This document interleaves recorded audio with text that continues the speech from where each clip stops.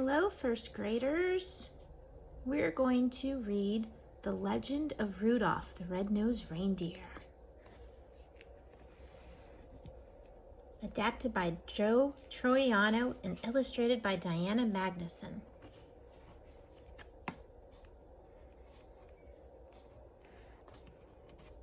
A long time ago, up where the north wind blows, a reindeer was born with a ruby red nose. His name was Rudolph, and his nose was a sight. It wasn't just red, it glowed like a light. Donner, his father, thought Santa might say, "No red-nosed reindeer is pulling my sleigh." So whenever Santa Claus came around, Rudolph covered his nose and made it look brown.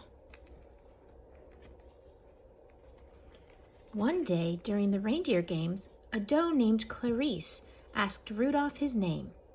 And when she told him she thought he was cute, his nose glowed as red as a Santa Claus suit.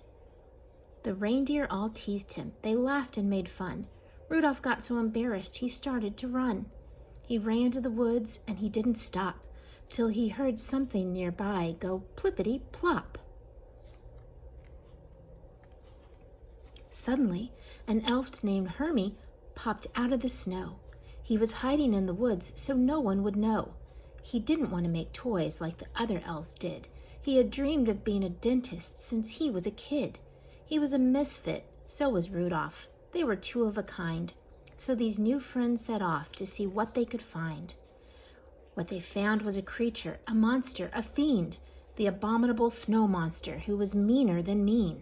He tracked them by following Rudolph's red nose. He would watch where the glow was, then go where it goes. Then Yukon Cornelius came around the bend, and the two lonely misfits had found a new friend. He was big and brave and as strong as 10 men, which was good, because Bumble had found them again. He chased them, roaring a terrible sound, thumping his chest. His feet shook the ground. Rudolph ran with his friends to where the ice ends. They were trapped. Or were they? Well, that all depends. With a mighty swing of his miner's axe, Yukon whacked the ice, which started some cracks. And just as Bumble got to the bay, the ice broke free and they floated safely away. They floated to the island of misfit toys, toys that needed homes with good girls and boys.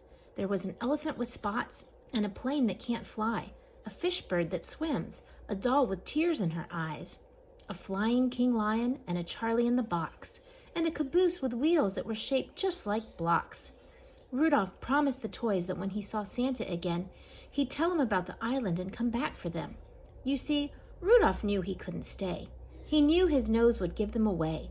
His friends were in danger while he was around, so he left that night without making a sound. But back in Christmas Town, the news was grim. Rudolph's parents and Clarice were out looking for him. They were gone, they were missing, they had to be saved. Rudolph was sure they were trapped in the snow monster's cave.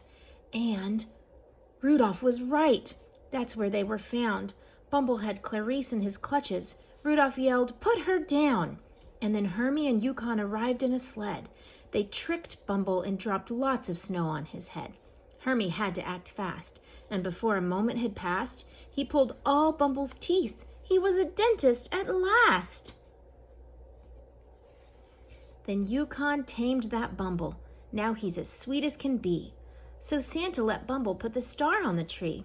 But they still had a problem that Christmas Eve. The fog was too thick for Santa to leave.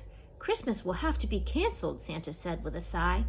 Then Rudolph's nose started glowing, and Santa knew they could fly.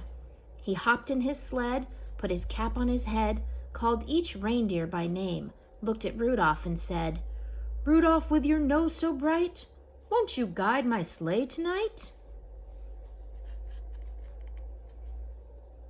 The end. Yay, Rudolph!